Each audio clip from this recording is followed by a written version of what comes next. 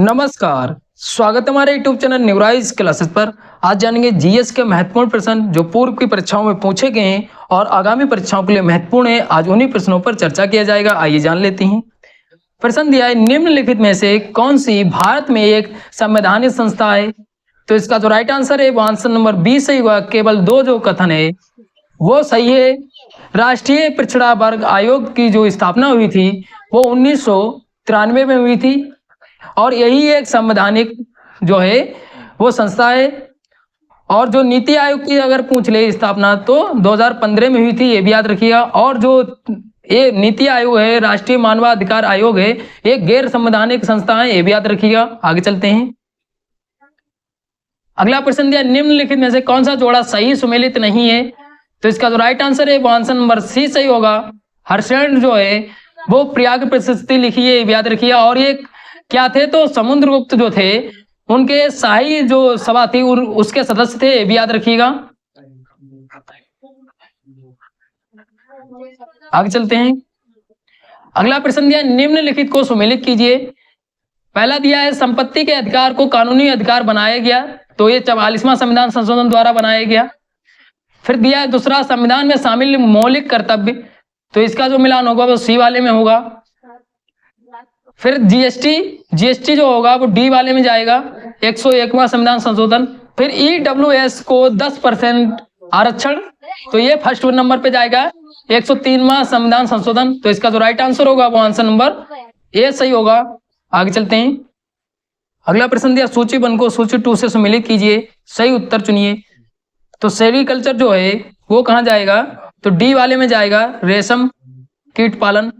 फिर PC culture जो जाएगा वो सी वाले में जाएगा, मत्स्य पालन। विटी कल्चर जो जाएगा वो बी वाले में जाएगा, अंगूर की खेती। फिर हार्टिकल्चर जो जाएगा वो सब्जी फूलों की खेती। तो इसका जो राइट आंसर होगा वो आंसर नंबर सी सही होगा। आगे चलते हैं। अगला प्रश्न दिया, भारत के स्वतंत्रता संग्राम के दौरान की निम्नलिखित घटनाओं को काल अनुक्रमिक क्रम से व्यवस्थित कीजिए। होम रूल लीग आंदोलन 1916 में, सूरत विभाजन 1907 में, खेड़ा सत्याग्रह 1918 में, मार्ले मिंटो सुधार 1909 में। तो इसका जो सही आंसर होगा वो आंसर नंबर सी सही होगा। पहले 1907 आएगा, फिर 1909, फिर 1916, फिर 1918। आगे चलते हैं। अगला प्रश्न दिया, निम्नलिखित में से कौन सा अंतरराष्ट्रीय संगठन उनके मुख्यालय से सही सुमेलित कीजिए। तो देख लेते हैं, एक तरफ अंतरराष्ट्रीय संगठन दिए हैं, एक तरफ मुख्यालय दिए हैं। तो सही सुमेलित जो है उसका जो राइट आंसर होगा वो आंसर नंबर बी सही होगा। जो सही सुमेलित नहीं है, यूनेस्को का जो मुख्यालय है वो न्यूयॉर्क में नहीं है बल्कि कहाँ है? तो फ्रांस में है, फ्रांस की राजधानी पेरिस में, ये भी याद रखिएगा। आगे चलते हैं।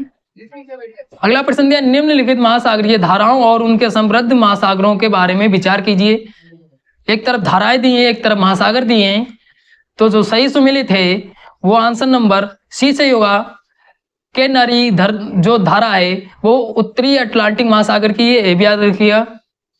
और जो पेरू जल धारा जो है वो प्रशांत महासागर की, ये भी बिल्कुल ठीक है।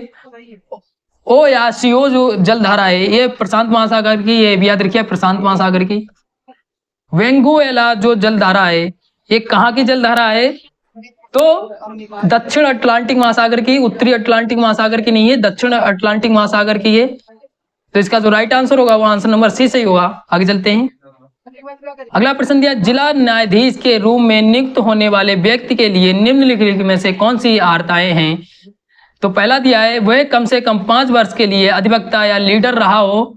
फिर दूसरा दिया है, उसकी नियुक्ति के लिए उच्च न्यायालय द्वारा सिफारिश की जानी चाहिए। फिर तीसरा दिया है, वह पहले से ही केंद्र राज्य सरकार की सेवा में नहीं होना चाहिए। इसका जो राइट आंसर होगा वो आंसर नंबर सी सही होगा। कथन 2 और 3 जो सही हैं। और जो कम से कम अधिवक्ता होना चाहिए वो 5 वर्ष का नहीं बल्कि 7 वर्ष का अधिवक्ता होना चाहिए, ये भी याद रखिएगा। आगे चलते हैं। अगला प्रश्न दिया, भारत के संविधान की प्रस्तावना में जोड़े गए धर्मनिरपेक्ष शब्द के बारे में निम्नलिखित में से कौन सा कथन सही है? पहला कथन दिया है, इसे वर्ष 1976 में जोड़ा गया था। फिर दूसरा दिया है, इसे 44वें संवैधानिक संशोधन द्वारा जोड़ा गया था। फिर तीसरा दिया है, इसे 42वें संविधान संशोधन द्वारा जोड़ा गया। इसका जो राइट आंसर होगा वो आंसर नंबर बी सही होगा। कथन 1 और कथन 3 जो है वो सही है, और धर्मनिरपेक्ष शब्द के साथ ही समाजवादी शब्द भी जोड़ा गया था, ये भी याद रखिए, समाजवादी। आगे चलते हैं। अगला प्रश्न दिया, निम्नलिखित पुस्तकों में से कौन सी उनके लेखकों के साथ सुमिलित नहीं है, यहाँ पे नहीं पूछा है, तो इसका जो राइट आंसर है वो आंसर नंबर डी सही होगा। 3 और 4 जो है वो सही सुमिलित नहीं है। द गोल्डन हाउस जो है वो सलमान रश्दी की है। 3 तलाक जो है वो सलमान खुर्शीद की है। आगे चलते हैं। अगला प्रश्न दिया, भारत की संविधान सभा के संबंध में निम्नलिखित कथनों पर विचार कीजिए। पहला कथन दिया है, संविधान सभा का अंतिम अधिवेशन 24 जनवरी 1950 को हुआ था। फिर दूसरा कथन दिया है, इस अंतिम अधिवेशन में डॉक्टर राजेंद्र प्रसाद को भारत का राष्ट्रपति घोषित किया गया। तीसरा कथन दिया है, इस अंतिम अधिवेशन में जनगण मन को भारत का राष्ट्रीय गान के रूप में अपनाया गया।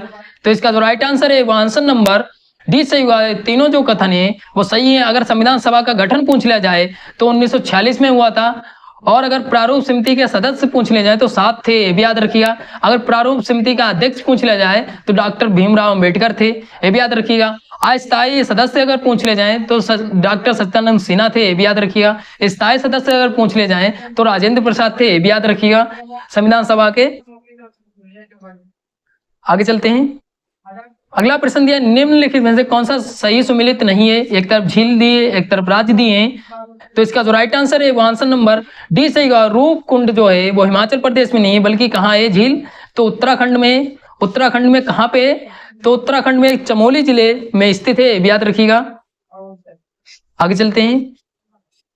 अगला प्रश्न दिया, अरब यात्री अल मसूदी ने किस शासक के शासनकाल में भारत यात्रा की, तो इसका जो राइट आंसर है वो आंसर नंबर डी सही होगा, महिपाल प्रथम।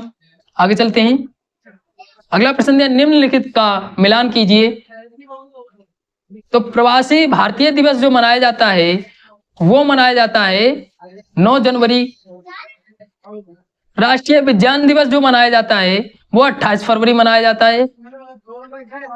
फिर विश्व जनसंख्या दिवस जो मनाया जाता है वो 11 जुलाई मनाया जाता है।